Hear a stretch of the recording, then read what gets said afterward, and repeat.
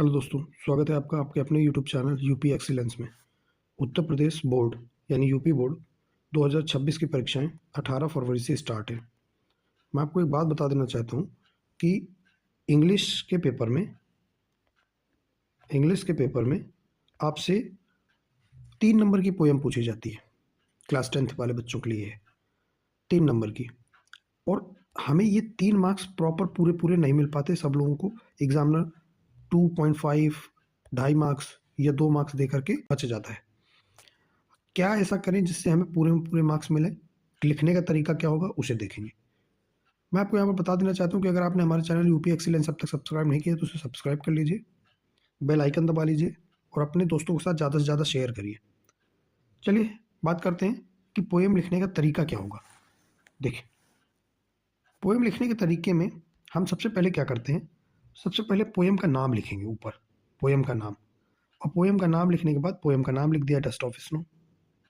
उसके बाद पोएट का नाम लिखा जाएगा। पोएट का नाम लिख दिया गया रॉबर्ट फ्रॉस्ट, पोएट और पोएम का नाम।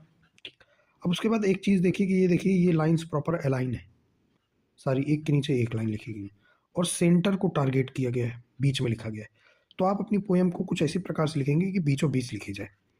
देखिए लिखा क्या है, the way a crow shook down on me the dust of snow from a hemlock tree. 4 line की पोएम हो गई। ऊपर आपने बढ़िया डस्ट ऑफ स्नो और रॉबर्ट फ्रॉस्ट लिख दिया, 4 लाइन की यहाँ पर पोएम लिख दी।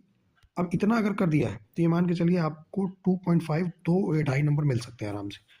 3 भी दे सकता है, एग्जामिनर के मूड के ऊपर है। लेकिन याद रखिए आप कोशिश ये करें कि लास्ट में जाएं और एक डैश लगा करके ऐसे सिंगल से एक छोटा सा डैश बना दें और यहाँ पर भी राइटर का नाम लिख दें। देखिए ये तो आपने मेंशन किया है ऊपर और ये पोएम का तरीका है लिखने का। अब जब आप इस तरीके से लिखते हो तो एग्जामिनर के दिमाग में एक अलग इम्पैक्ट जाता है, वो आपको पूरे में पूरे मार्क्स दे करके जाता है। याद रखिएगा, एक चीज़ और बता देना चाहता हूँ, हालांकि जो पोएम हमने यहाँ पर ट्राई की है, इस पोएम में किसी भी प्रकार के inverted comma, comma, full stop इसका यूज़ नहीं किया गया है।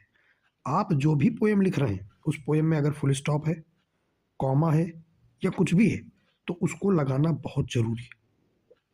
पोएम उसी फॉर्मेट में लिखी जाएगी, उसी तरीके से लिखी जाएगी जिस तरीके से आपकी बुक में है। अगर आप ऐसा करते हैं तो आपको पूरे में पूरे मार्क्स मिलेंगे।